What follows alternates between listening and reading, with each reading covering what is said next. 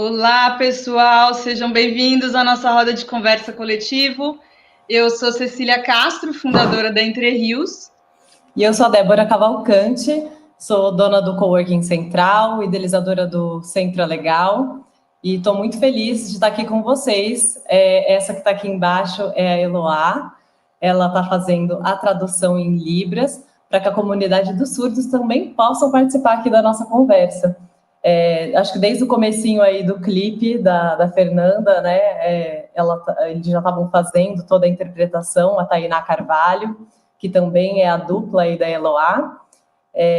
Eu queria agradecer a Fernanda por ceder as imagens, né, e deixar a nossa introdução ainda mais linda. A Entre Rios é uma empresa de design de eventos corporativos, mas nós queremos desligar um pouco o modo automático do setor, permitir que, assim como a gente já faz com o desenvolvimento de produto, entender os desejos, as necessidades das pessoas, e a partir disso, desenhar então a experiência que vai entregar aprendizado, conexão e as transformações esperadas. Um dos nossos pilares é o empoderamento da comunidade local, criar pontes, permitir acesso a temas e conteúdos que apoiam inovações. Por isso fez muito sentido convidar a Débora, que é a idealizadora do Centro Legal, para participar desse projeto e ter o Coworking Central, que ela fundou pouco mais de um mês antes da pandemia, como casa dessa conversa. Espero que em breve, né, a gente possa fazer esses encontros presencialmente. Eu sou suspeita para dizer, né, mas o espaço do coworking, ele foi projetado pela VR Arquitetura, ele é bem aconchegante, ele é todo moderno, ele fica bem no meio do centro da cidade, com a vantagem de estar anexo ao estacionamento Itamaraty, então para trabalhar é só estacionar, já tem manobrista, é um conforto só.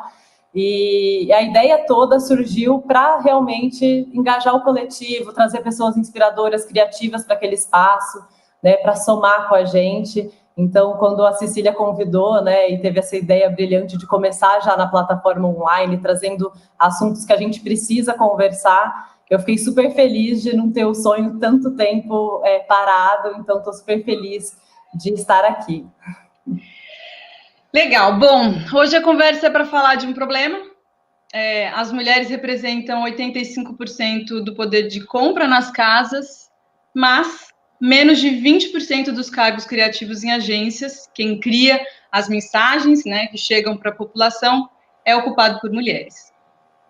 Exatamente. Nós que somos 51,6%, né, da população, e os negros ocupando 54% da população, a gente ainda não vê essa representação, né? Não só no espaço criativo, em todos os lugares, mas o criativo que nos incentiva a comprar, né, que nos representa, que molda nosso modo de ser, né, nosso modo de consumir, o que a gente faz da vida é muito importante, é por isso que a gente está aqui. A cada 1.000 profissionais da criação, apenas um é negro. Então, a gente pode imaginar o que significa isso para uma mulher negra chegar num cargo de criação e principalmente em lideranças. Mas vamos trazer as mulheres incríveis para essa roda de conversa. Vamos lá. A gente tem um grupo de mulheres muito especial aqui com a gente, mas antes de passar a bola para elas se apresentarem, eu queria falar da Joana, que infelizmente teve um imprevisto e ela não conseguirá participar da rodada, mas a gente com certeza teremos outras e ela já topou participar. Carol, vamos começar por você. A Carol, vocês estão vendo só uma telinha aí, ela que vai fazer o design da nossa conversa, e aí depois vocês vão poder ver um pouquinho a cabeça de um designer pensa no meio desse debate todo. Carol, fala de você. Eu sou, gente, Carol Psitelli, sou professora, educadora, ilustradora, artista plástica e atriz contadora de histórias, mulher, mãe, batalhadora, e tô aqui para mostrar para vocês aí esse design da conversa. Para vocês conhecerem um pouquinho mais do meu trabalho, entrem lá no Instagram, no Facebook, na Carol Caturas, com K, começando com K, Carol Caturas Desenhos. Eu trabalho bastante com caricaturas hoje em dia. Legal. Maíra, conta pra gente quem é você e a Think Eva em 140 caracteres. Um pouco difícil em 140, vou fazer o meu melhor.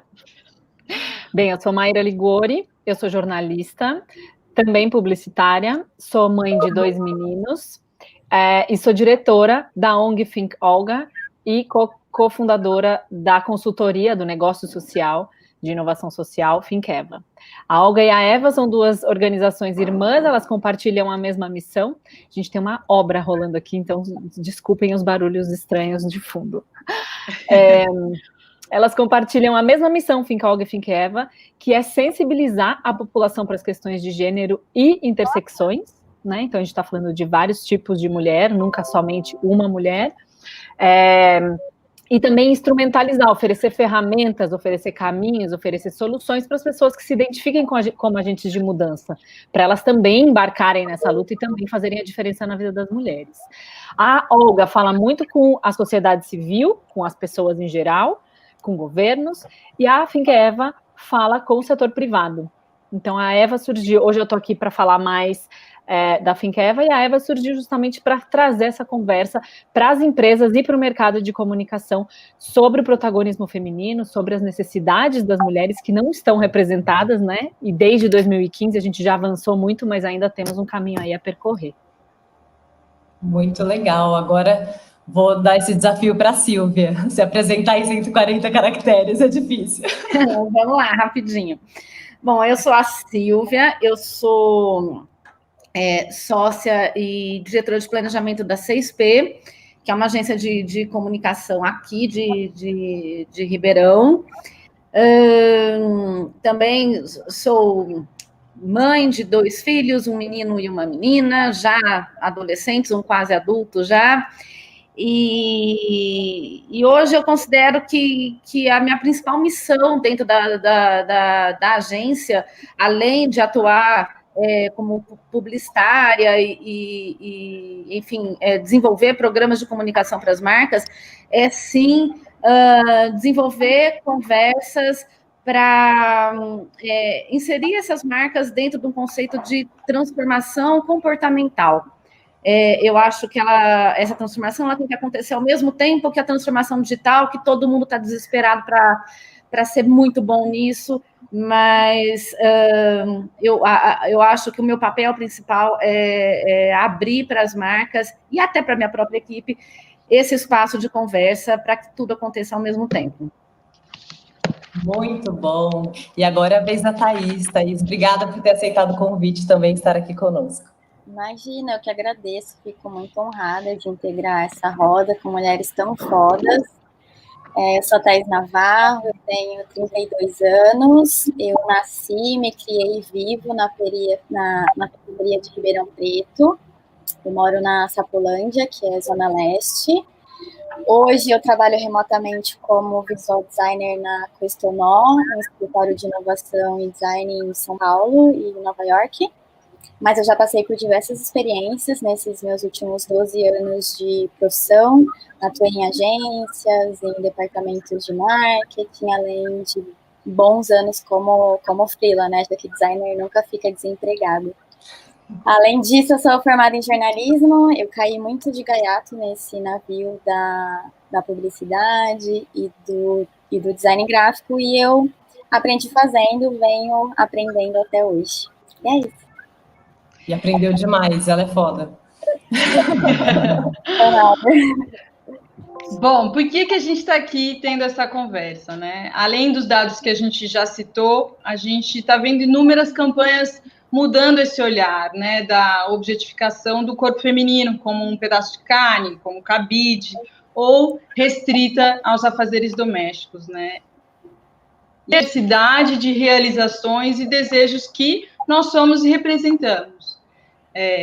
Para citar alguns exemplos aqui, né, a gente teve a campanha da marca de lingerie American Eagle, que eles lançaram com mulheres poderosas, sem Photoshop, e teve 40% no aumento de vendas. A gente está vendo agora acontecendo, né? A Natura acabou de ganhar o Felipe Neto, um dos maiores influenciadores do Brasil, como garoto propaganda, de graça, depois do comentário do Silas Malafaia, em relação à campanha do Dia dos Pais com a Tami Miranda, né? E as ações aumentaram 6,28%. Estou falando do impacto direto nas ações, já, né? Na marca, né? No que ela representa, no valor dela. Então, eu queria ouvir de vocês o que vocês estão escutando dos clientes, né? E qual o reflexo disso que vocês estão vendo nos briefings que estão chegando para vocês. Pode escolher quem quer começar aí. A gente escolhe. Posso falar? Posso começar? Pode. Bom, vamos lá. Eu acho que eu estou muito dentro de agência, e a agência, eu acho que ela tem passado por várias transformações. O que acontece? Eu vejo ainda as áreas de marketing querendo fazer, mas eu vejo elas ainda pouco corajosas, entendeu? Para a gente realmente desenvolver.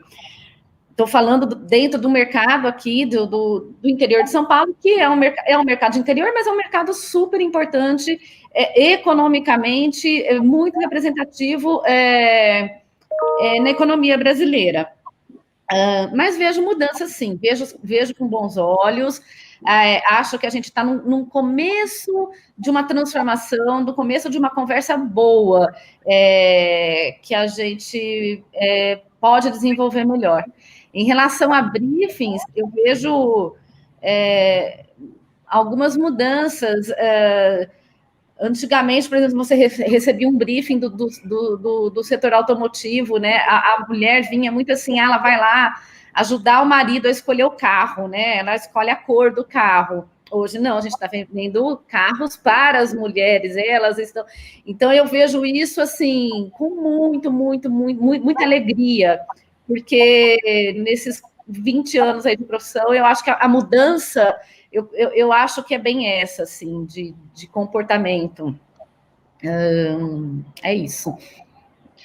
Maíra, desculpa, Thaís, pode seguir. Depois eu queria só, Maíra, que você complementasse, porque a Thaíra faz um trabalho muito legal e eu acompanhei pelo Finceva, vocês foram no Google, Facebook, com um trabalho educativo, né? Então, eu acho que tem essa perspectiva também da demanda das empresas de entender esse processo, né? Mas, Thaís, desculpa, pode falar.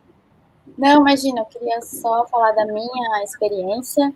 Eu já recebi uma ou outra solicitação no briefing para procurar por imagens de pessoas pretas, por exemplo, ou mulheres, só que a gente sempre esbarra na própria branquitude dos bancos de imagem e uma má vontade enorme do cliente e das agências de produzirem sessões de foto.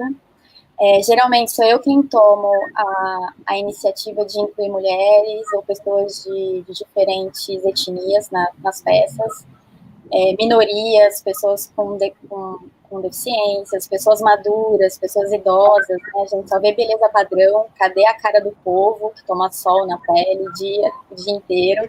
Não tem, né? Você tem aquela pele perfeita, maravilhosa, ou mega produções, né? Mesmo quando a pessoa é idosa, eles vão lá e mega produzem ela, ou escolhem a pele idosa, que teve uma vida super privilegiada e tem aquela cara maravilhosa, parece que ela tem 30 anos e não 60, né? E tem um outro problema para mim que é pior, que é maior, que é de que adianta a gente encher a comunicação de pessoa preta, de minorias, se dentro da política desses clientes só tem branco. É uma hipocrisia enorme. Sabe, tipo, esses dias mesmo me pediram para pintar uma mão de preto. E eu falei, não, isso é um absurdo, isso não resolve o problema, isso é branco resolvendo, sabe? E é por isso que precisa ter pessoas pretas, mulheres, pessoas sensíveis dentro das agências, porque, do meu ponto de vista, é muito absurdo e a gente está muito longe ainda de chegar nesse lugar ideal, porque a reforma tem que ser interna e dentro das próprias empresas, entendeu? Para não ficar, porque o povo preto sabe, eles já estão muito bem ligados que a empresa só tem funcionário branco e vai lá e põe um preto padrão na peça. Então, eu acho que ainda falta, sabe? Mas só minha visão. Não, perfeito.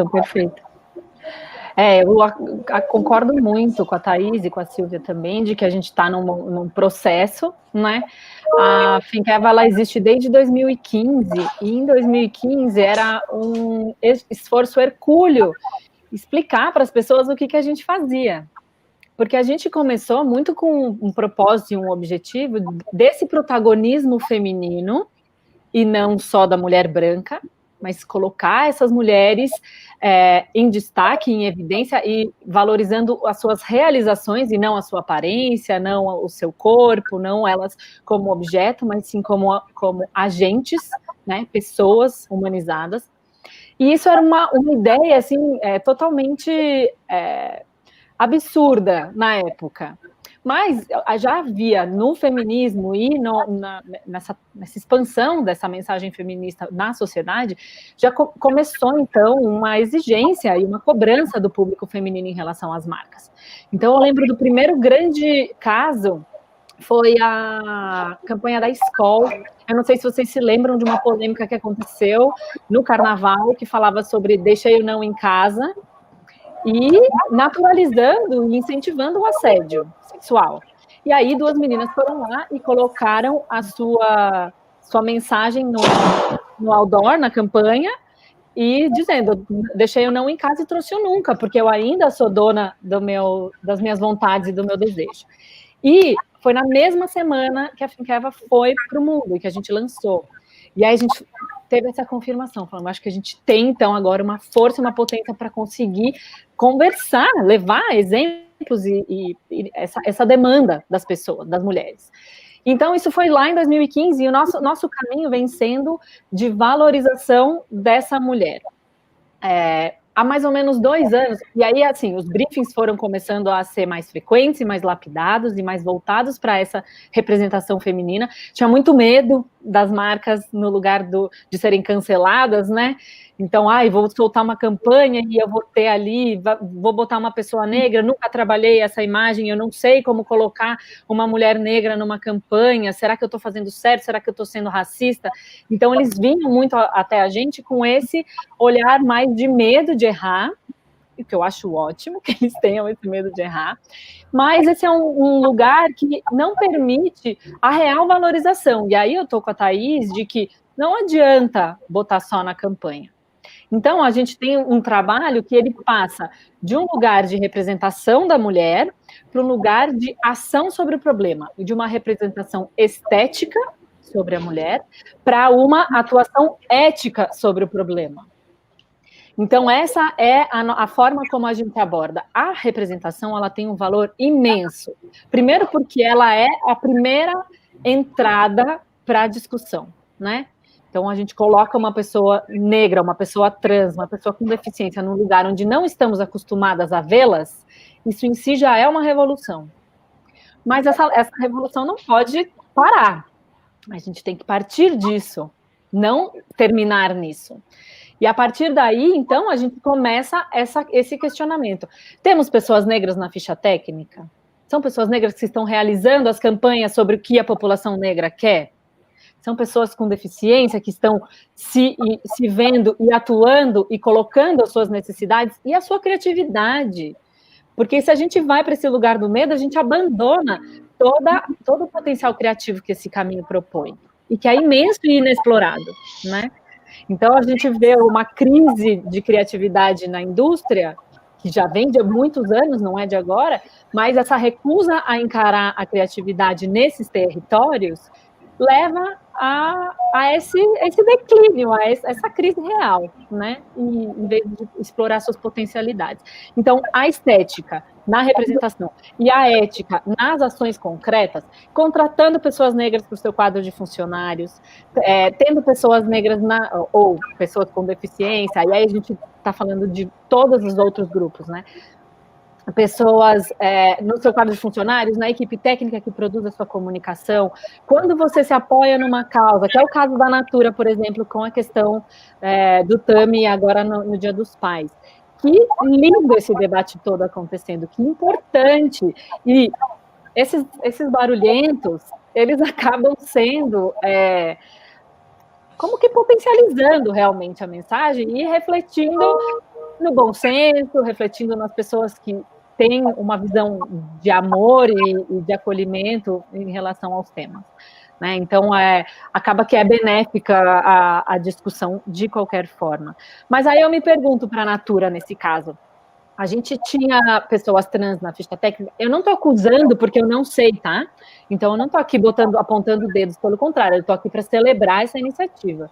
Mas temos pessoas negras pessoas trans na sua ficha técnica.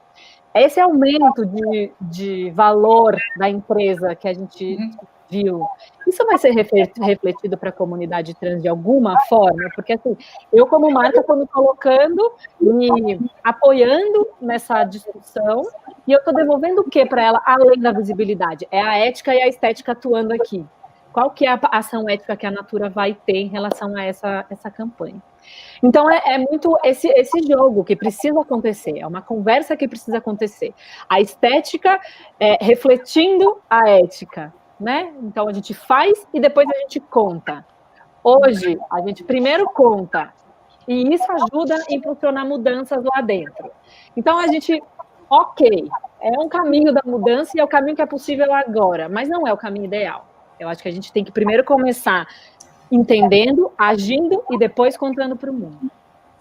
E, assim, pensando, então, no ambiente de agência, né, sobre tudo isso que você falou, você abordou várias, até a pergunta que vinha a seguir, ela já estava contemplada um pouco na sua fala, sobre essa questão de não ficar perpetuando essa coisa da imagem da mulher, das inseguranças da mulher, da imagem sexual da mulher e tudo mais. Dentro da agência, do ambiente da agência, vocês acham que as piadinhas machistas, esses estereotipos continuam sendo jogados assim como tentativas para fazer propaganda, né? E a gente precisa barrar, né? A gente ainda está precisando barrar isso dentro da agência, da criação da agência, por exemplo. E aí, qual é a dificuldade, por exemplo, de apresentar essas novas ideias, esse novo jeito de olhar e de fazer propaganda para os clientes? Quando a gente explica, né, a importância da representatividade, né, seria um caminho, por exemplo, a gente mostrar isso também em dados, do tanto que você consegue realmente impactar todo o seu público, né? Porque às vezes se a pessoa não pensa pela questão da sociedade, às vezes ela pensa pelo dinheiro, né? Tipo assim, você vai impactar mais gente, você vai chegar em todo mundo que compra seu produto. Como que é essa dificuldade com o pessoal da agência e com o cliente? Como que a gente consegue trazer isso para a realidade? Dentro da agência, começando a falar, vou contar minha experiência dentro da CSP, eu acho que a gente tem até um motivo de orgulho, porque a gente tem hoje 61% da CSP é formada por mulheres, tá? E a nossa criação, ela tem 50% mulheres, 50% homens. Eu acho que dentro de um ambiente de agência, isso é um presente e um orgulho para a gente. As áreas de planejamento estratégico também, que são muito ligadas, quer dizer, ao caminho que as nossas campanhas vão tratar, a gente também tem maioria de mulheres. Mas, enfim, independentemente disso, eu acho que uma coisa bem bacana que aconteceu na agência é uma galera muito jovem, realmente a galera mais jovem da agência. Eles criaram, e aí partiu deles, um coletivo que chama Desaí, que semanalmente traz para todo mundo da agência questões super importantes, de assim, marcas que acertaram, marcas que erraram, o que está acontecendo no mundo, quais são os debates que estão ocorrendo nas redes sociais, e eu acho que isso mudou. O que a Maíra estava falando, a mudança ela tem que ser interna, não adianta só a gente representar, apesar da representatividade, acho que é o que está mais na nossa mão de comunicador fazer, tá? Mas eu acho que essas provocações e esses debates que semanalmente a gente provoca, eles levam, a intenção é sim levar todas as pessoas que trabalham com criação, que trabalham com plano de mídia, que trabalham com qualquer estratégia de comunicação, a saírem dos seus lugares e a pensarem que o mundo é muito grande, que existem muitas mentalidades diferentes das nossas, e que isso precisa, sim, ser contemplado quando a gente traça um trabalho de comunicação. Acho que para concluir, eu vejo muito que nós, comunicadores, não importa se a gente está em agência, se a gente está no jornalismo, se a gente está nas redes sociais, como influenciadores, eu acho que nós, comunicadores, a gente é, sim, responsável por introduzir essas mudanças comportamentais e esse modo contemporâneo de pensar de uma forma mais criativa na sociedade e com a intenção explícita de gerar reflexão a respeito. Então, acho que quando a gente entende esse papel, que a gente não está lá só para representar, mas para provocar uma reflexão mais profunda, sempre de uma maneira criativa, que eu acho que talvez ela chegue mais fácil, acho que é muito benéfico.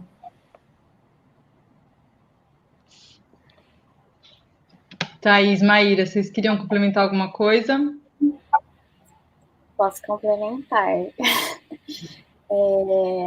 Eu acho que, assim, as piadinhas, aquilo da mulher ser ruim de direção, ou dela lá hipersexualizada vendendo cerveja, acho que só tem a Verão ainda, né, que é uma personagem de uma cerveja, eu não sei, faz tempo que eu não vejo, mas isso já ajuda. Só que ainda assim, eu acho que só o fato de a gente buscar mulheres sempre reais, perfeitas, sem celulite, bunda na nuca, quando é preta, tá naquele padrão beleza, é um reforço para as nossas inseguranças, né?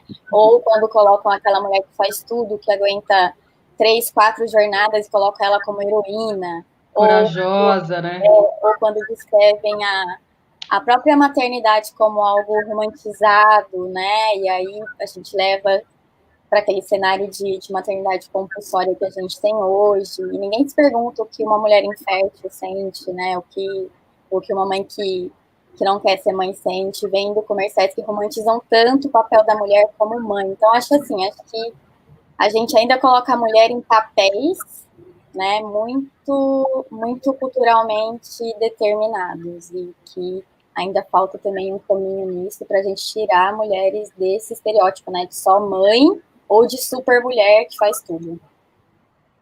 Nossa. Outra questão que eu acho muito importante, e aí está muito linkado a tudo isso que você falou, nessa roda de conversa, nós todas somos mulheres com as nossas histórias, né? Então, a gente sabe e sentiu e sente, eu imagino, as questões que têm um impacto direto na nossa carreira, né? No caminho que a gente trilhou, né? A cultura de overworking. Quem aqui? Eu escutei muito. Você está desmotivada ao sair 8 horas da agência. Né? 8 horas. Eu cheguei 8 horas, estava escutando que eu estava desmotivada, que eu estava saindo da agência. Né? Os assédios que ainda são incorporados no dia a dia. Você não vê numa sala de reunião, quando entra uma mulher, todo mundo, nossa, que homem, né? Então, você já entra com esse incômodo, com esse desequilíbrio para uma reunião. A maternidade como um problema. Então, a maternidade ela é encarada no mundo corporativo como um problema. Os critérios de contratação, com base em histórias masculinos, né? E poucas mulheres na liderança para a gente se espelhar. Dos grandes problemas, né, ao longo da minha carreira, imagino da carreira de vocês também. Então, eu queria escutar como foi esse histórico de vocês, né? Como que vocês chegaram até aqui, e para que outras mulheres possam se espelhar em vocês também. Posso contar o meu caso rapidamente? Porque ele é meio atípico, na verdade. Eu nunca trabalhei numa grande empresa, eu sempre trabalhei em empresas de médio e pequeno porte, todas elas fundadas e lideradas por mulheres. Então, eu comecei como jornalista em uma pequena agência de notícias, eu fui para assessoria de imprensa, trabalhei em duas assessorias, as duas fundadas por mulheres, depois eu fui para uma empresa de planejamento estratégico, né, uma consultoria também fundada por mulheres, e todas as diretoras eram mulheres, e eu acho que isso no meu caminho foi fundamental para eu ter a força e o ímpeto de empreender e empreender numa causa social como essa, se eu tivesse sido tão machucada como a maioria de nós somos, né, ao longo desse caminho, talvez eu não tivesse realmente essa força.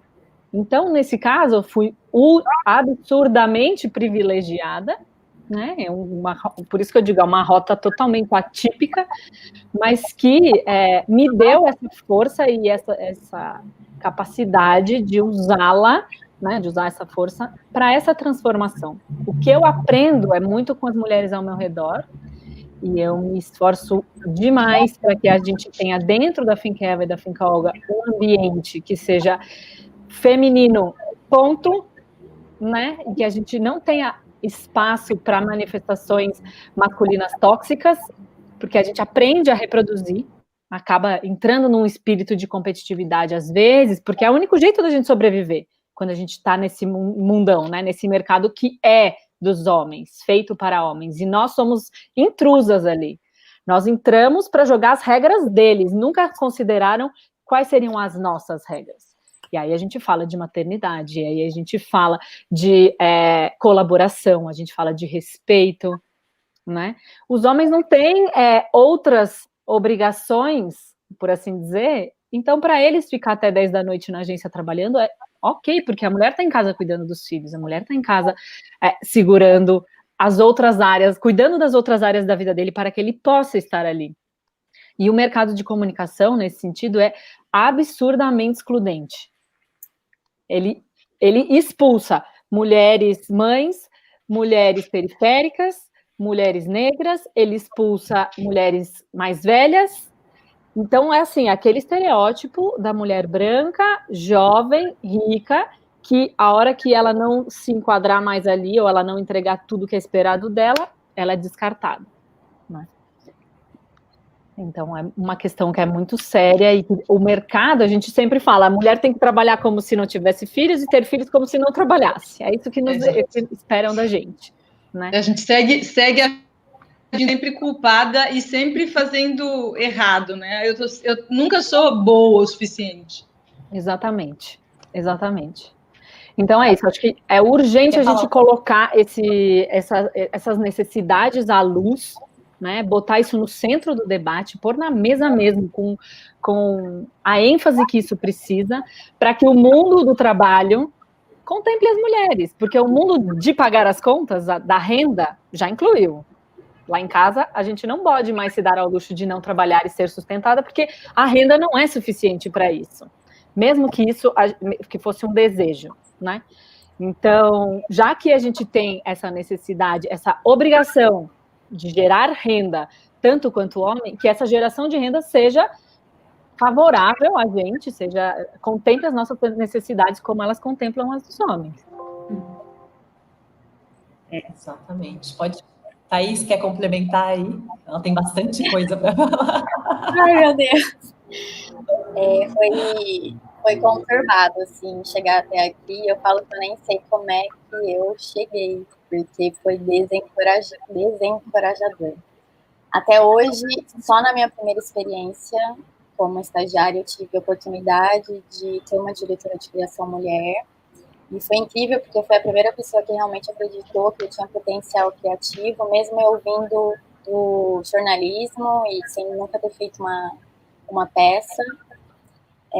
Foi uma pena que ela tenha falecido tão cedo. E depois disso, eu basicamente só trabalhei com homens na criação, sejam colegas ou superiores. Mulher sempre em redação ou na parte de redes sociais e estratégia. Direção de arte, design gráfico, conheci poucas mulheres mesmo que fizessem. E aí, assim, em toda entrevista de emprego eu fui questionada se eu tinha filhos ou não e se eu queria ter, porque principalmente quem fica até o outro dia, quem fica de madrugada é diretor de arte, designer gráfico. Então, eles já esperavam, eles sempre esperam que eu tenha total disponibilidade para entregar o meu horário extra para a agência. Isso aconteceu muito nos meus primeiros anos. Eu quase nunca saía, eu estava sempre dentro da agência, feriado, sábado, domingo. Comentários sobre o meu corpo, sobre a minha roupa, sessão de filme pornô bizarro, que ou eu colocava o foninho para eu não escutar, ou eu saía da sala para eu não participar daquela sessão, ou eu tinha que esperar meu chefe terminar de assistir o filme pornô que ele estava vendo para eu poder falar com ele. Toda mulher que saía da sala de reunião recebia uma nota, ou eles falavam se eles comeriam ou não, que acho que hoje eu faria. E assim, diferença salarial. Acho que isso é o que mais me deprime. Ontem mesmo eu descobri tem um site que chama Love Mondays, tinha, né? Acho que agora chama outra coisa. Eu descobri que eu estou recebendo 30% a menos do que os profissionais que estão na mesma função que eu, são homens. Então, assim, são menos oportunidades também, porque os caras são muito amigos, e você é vista como uma mulherzinha, a fraca, aquela que é sempre emotiva, ou te passam só jobs que são mais femininos, porque consideram que você não vai ter capacidade para fazer algo para o público masculino, ou algo mais tosco, mais rude. Já usaram muito a minha sensibilidade, o meu emocional como uma característica ruim, porque infelizmente a gente é vista com inferioridade por ser mulher e por ter essa sensibilidade. E eu acho que assim, acho que o mesmo que rola na sociedade, rola dentro das salas de criação. A gente é realmente visto como alguém mais fraco. E oportunidade para subir para uma direção de criação, jamais. Assim, eu fiquei chocada outro dia que eu recebi uma proposta de uma pessoa que me contratou 4 anos atrás. Na época, eu tinha falado para ele que o salário que eu queria receber era 4 mil. E ele falou que era muito, e aí 4 anos depois ele me chamou de novo e me ofereceu 2 mil. Então a expectativa dele é que eu tivesse regredido na minha carreira e não crescido. Isso para mim é muito doido, muito doido. E é isso, assim, a trancos e barrancos eu continuo, eu ainda tenho fé que boas oportunidades vão aparecer, ou que eu vou conseguir criá-las em algum momento. Mas tem essas coisas como diferença salarial ainda, e só cair trabalho muito feminino na minha mão, que me deixam bastante frustrada. Eu vejo, Thaís, histórias, e eu acho que, como a sua, e eu acho que a gente tem que, assim, se indignar, e de uma forma que a gente, que é mulher, que é empregadora, que gera emprego, eu acho que, assim, a gente tem que se indignar e colocar um ponto final para que isso não aconteça novamente muitas e muitas e muitas vezes. Eu acho que eu tive uma história, assim como a Maíra, eu tive uma história de chefes mulheres ao longo da minha carreira, e que me inspiraram muito a trabalhar de uma maneira sempre mais leve, e só que mais aguerrida, assim, sabe? De vamos lá, a gente tem que resolver isso. Quando a gente montou a agência, a gente não tinha especificamente, eu acho que assim, essa preocupação, tal, mas de uma forma ou de outra, a gente foi indo pelo caminho. Sim, a gente passou, minha sócia, nós somos em são 3 sócios, 2 mulheres e um homem. Nós duas, a gente viveu muito a maternidade junto com a maternidade da empresa, assim, foi tudo meio ao mesmo tempo. E sim, caímos naquele, em sermos workaholics, em chegarmos em casa com filho pequeno, assim, na mão de outra pessoa. A gente viveu tudo isso muito intensamente. E hoje eu olho para trás e tento não reproduzir condições que eu mesma me reproduzir, porque, né, a empresa a gente estava montando a empresa. Então, assim, hoje eu olho para trás e eu acho que sempre começa com aquilo, com o incômodo, né? Começa com o incômodo. A gente fez, mas a gente tinha, sim, reconhecer um papel de privilégio, de poder dar conta de tudo isso. E, a partir daí, usar a nossa força, que eu acho que tem que ser reconhecida também como uma força feminina, e tentar reproduzir ambientes melhores, tá? Eu acho que isso é uma evolução ao longo de quem está empreendendo no mundo, seja homem, seja mulher. Condições, igual a Thaís descreveu, eu acho que elas são inaceitáveis e ponto final, entendeu? falar que é inaceitável e ponto final, quer dizer, eu vou eliminar todos os homens da face da Terra. Não, não é essa a discussão, e eu acho que isso já deve estar claro para muita gente. Para quem não está, vamos evoluir o pensamento. Mas o que eu olho hoje desse processo de incômodo, um reconhecimento de privilégios, um reconhecimento de força e um reconhecimento de união. Acho que sim,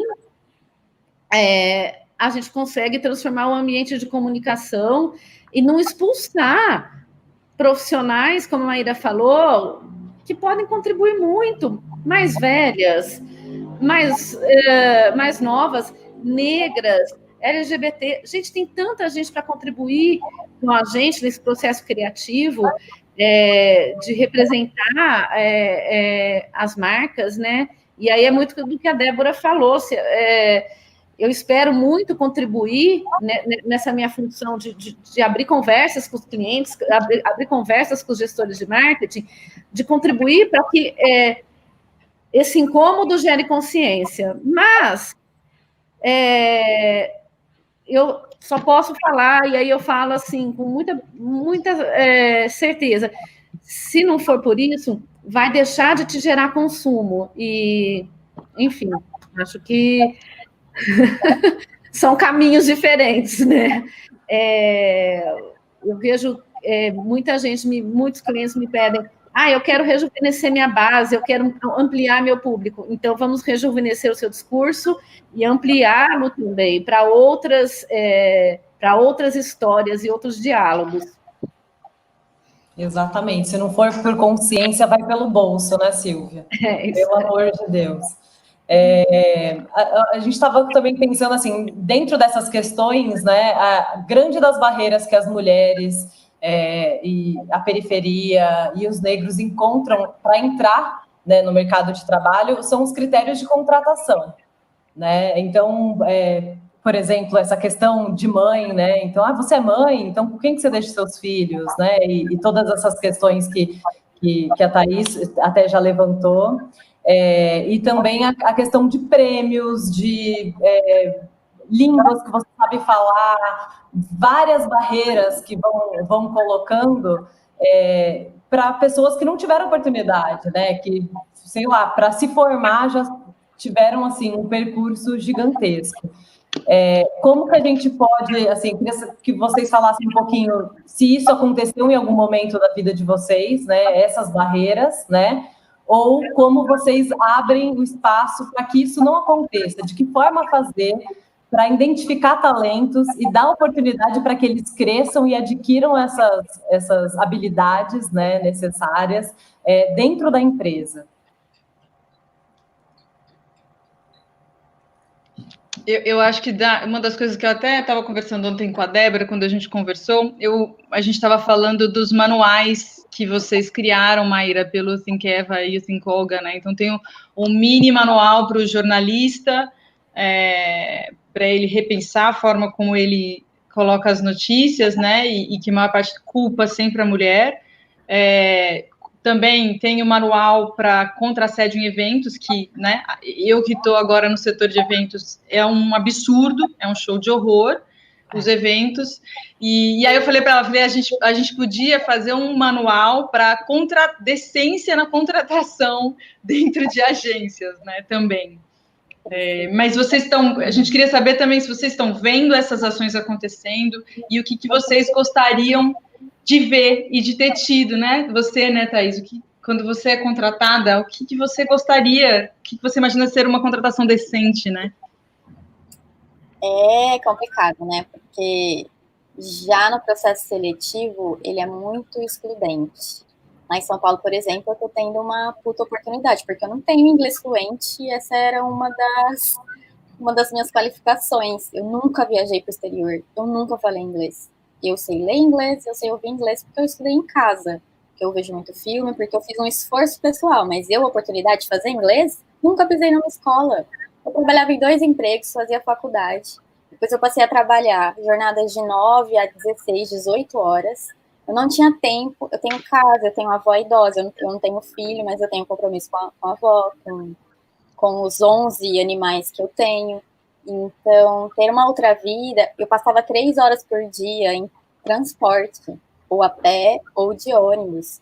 Então, eu não tinha tempo para fazer línguas, assim. Então, estão dando uma oportunidade para mim, e eu acho que o que tem que fazer é isso mesmo, é aceitar que a comunidade periférica não vai ter pessoas 100% preparadas para ocupar esse número de qualificações que as pessoas pedem, porque você só falta precisar fazer malabarismo, assim, né? Eles pedem tudo, você tem que saber fazer tudo, programar, fazer 3D, né? Falar 6 línguas, e para quem vem de uma realidade que precisa trabalhar, meu filho, ganhando um salário mínimo, ainda com esse salário mínimo, né? Que eles sempre pagam o mínimo do piso para você, eles não podem te pagar acima do esperado, né? Porque senão eles lucram menos. É absurdo, assim. Então, o que eu espero, o que eu acho que seria legal é um real investimento na educação e na preparação desses profissionais. Porque se for para a gente esperar que as pessoas saiam da periferia preparadas para trabalhar no mercado criativo, exigente como ele é, acho que a gente está esperando um grande absurdo, isso não vai acontecer. Então, a gente tem que dar computador, a gente tem que dar internet, a gente tem que ensiná-los, porque faculdade, cursos de design, cursos de arte, não são baratos, né? Não são mesmo. Então, precisa desse esforço, preciso que essas pessoas realmente queiram, de fato, mudar alguma coisa e botar a mão no bolso para investir nessa diversidade.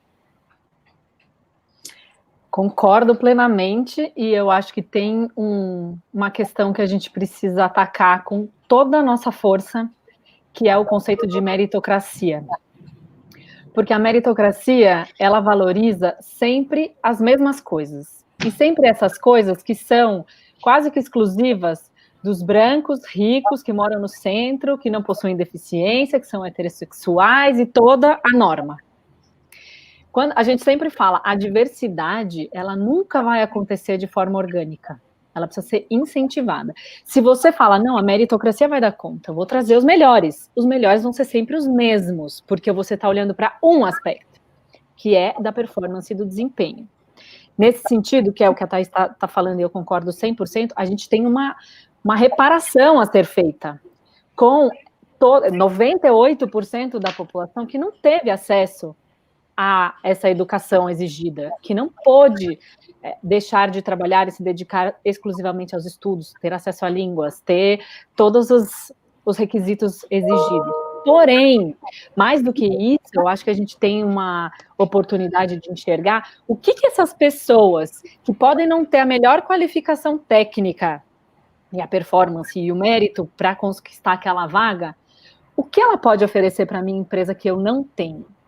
Que é uma visão descentralizada, não brancocêntrica, não heterocêntrica. Eu tenho tanto para aprender com essas pessoas, e a capacitação técnica, eu tenho a obrigação de oferecer. Eu, como empresa, se eu quero trazer pessoas diversas para o meu quadro de funcionários, eu vou ter que complementar esse conhecimento técnico que é faltante. Então, eu vou ter que pagar o curso de inglês para ela, sim, vou ter que ter a paciência, que isso demora um tempo até ela conseguir falar fluentemente o inglês que eu preciso que ela fale. E isso, quando as pessoas vêm com essa resposta, mas eu vou contratar o melhor, eu preciso da performance e do desempenho, você coloca um ponto final na discussão.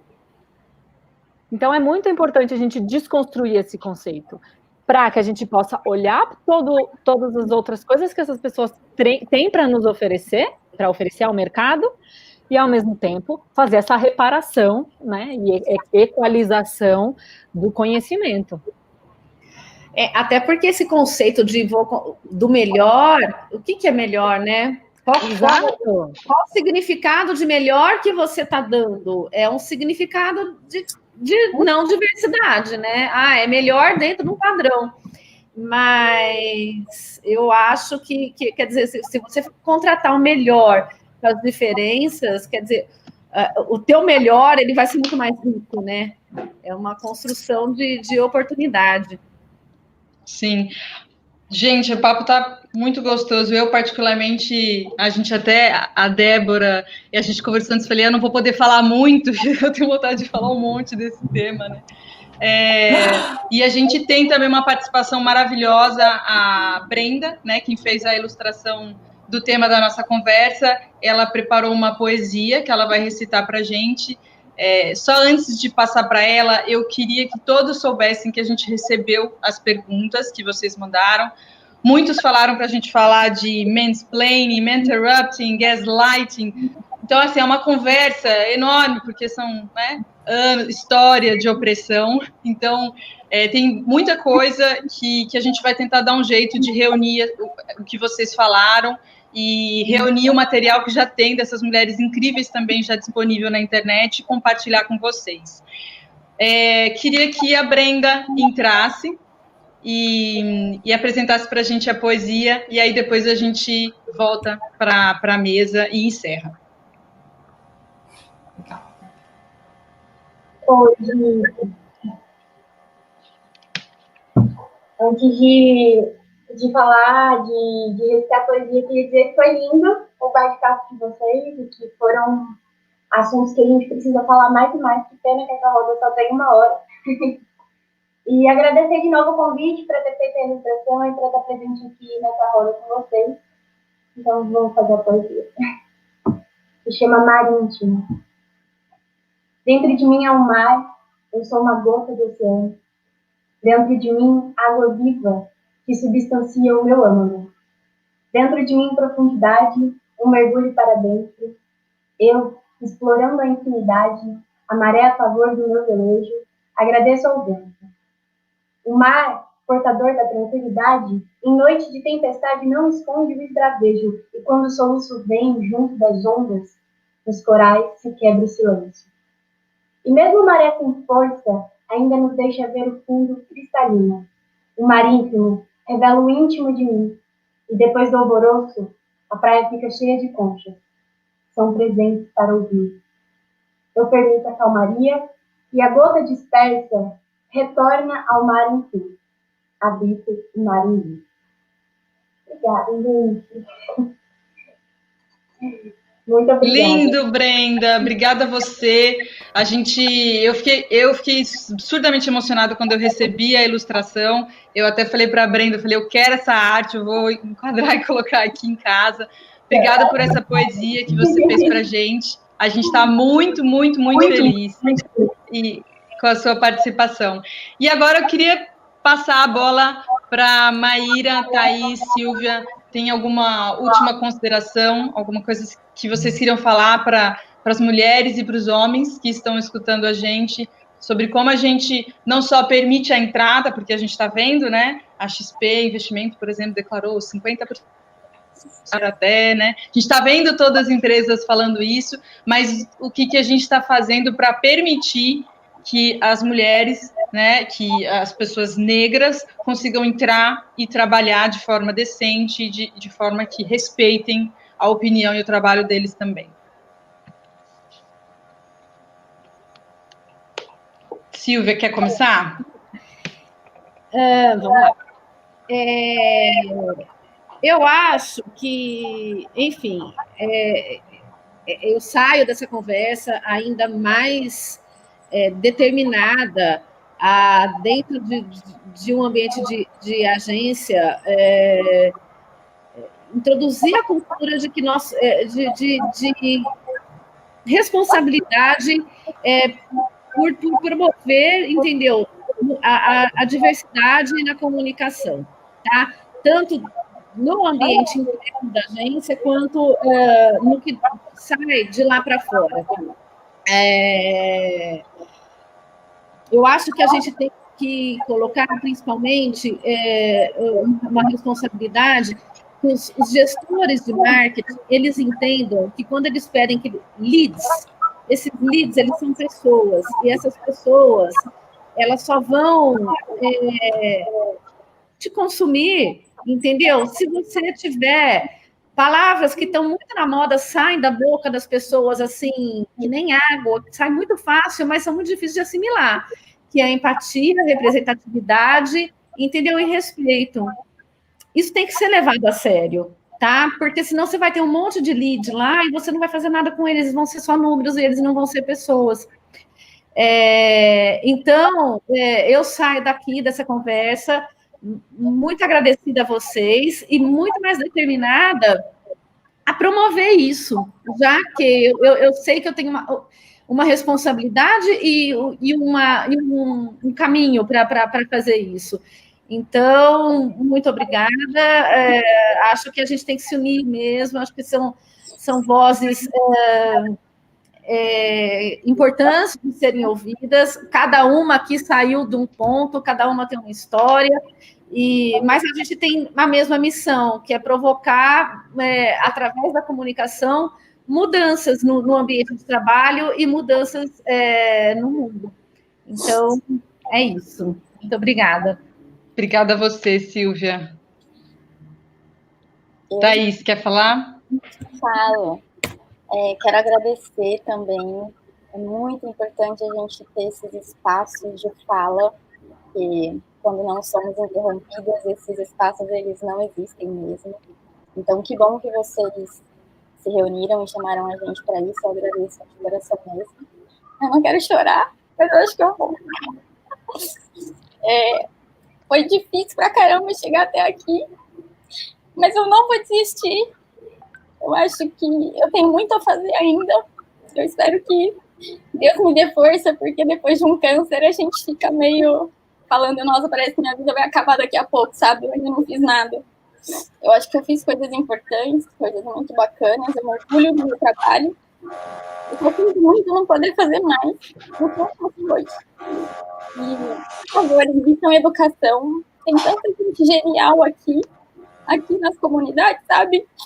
Muita gente incrível que não tem oportunidade. Então, por favor, se abram para isso, porque vocês só têm a ganhar, de verdade. E é isso. Obrigada. Eu chorei aqui. Sinta-se abraçada, Thaís. Infelizmente, poderia pegar o carro, queria pegar o carro e aí te abraçar. Obrigada. Maíra. Ela já estava emocionada na poesia, e aí, para falar, né, Thaís? Exatamente. Nossa. Estou até sem palavras também. Eu queria agradecer vocês por esse espaço, por essa força, essa potência que eu consigo enxergar aqui, saber que a gente consegue somar e que é a partir dessa soma que a gente consegue fazer o mundo evoluir, o mundo ir para frente. Eu queria que a gente tivesse sempre em mente duas coisas muito importantes. Enquanto mulheres, o que eu estou fazendo pelas outras mulheres? Eu estou me apoiando nelas para subir ou eu estou trazendo elas junto comigo? E aí eu estou falando especialmente de nós, mulheres brancas, em relação às mulheres negras e periféricas. Não adianta nada eu ser promovida e chegar num cargo de liderança se eu tenho uma mulher na minha casa cuidando do meu filho sem remuneração, sem condição básica, sem poder estar com o filho dela. Se para uma subir, todo mundo tem que subir junto. Então essa é a minha mensagem, e eu também queria que a gente não aplaudisse e se contentasse com as marcas que pintam a campanha delas de diversidade e botam lá para fazer o check nas caixinhas, né? Tem uma pessoa negra, tem ali o quadro da diversidade. Tem uma pessoa LGBT, tem uma pessoa negra, tem uma pessoa com deficiência. Pronto, check. Isso não é suficiente. Junto com o que elas estão colocando na comunicação, nós, como consumidoras, temos que esperar mudança de comportamento das marcas, das empresas, da porta para dentro, da porta para fora, como elas se colocam na sociedade, ambientalmente, socialmente, culturalmente. Qual é o nível de toxicidade que elas estão colocando no mundo? É nossa obrigação e é uma ferramenta poderosa de transformação. Então é isso, eu agradeço demais por esse papo, fazia tempo que eu não participava de uma conversa tão inspiradora e tão emocionada. Parabéns demais por esse encontro e muito, muito prazer em conhecer todas vocês. Obrigada a todo mundo. Vocês estão vendo, a Carol também fez uns desenhos, não sei quem conseguiu acompanhar, ela fez uns desenhos maravilhosos, a gente vai compartilhar com vocês nas nossas redes sociais.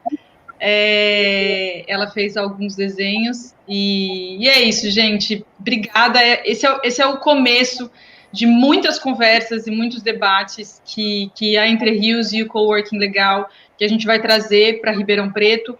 Quem tiver alguma coisa, algum tema incomodando, alguma coisa que acha que vai trazer um clique, conversa com a gente vai montando essas rodas de conversa e trazendo pessoas incríveis para a gente conseguir inovar, conseguir pensar diferente, conseguir sair do comum que não funciona e que a gente não quer mais.